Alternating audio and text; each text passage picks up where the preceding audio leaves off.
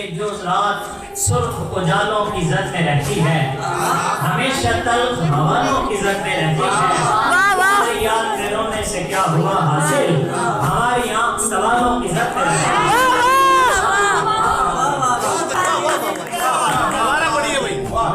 अपने सीनों को आजमाया गया, दिल के जीनों को आजमाया गया, जिंदगी खुल के सामने आई जब कमीनों को आजमाया गया।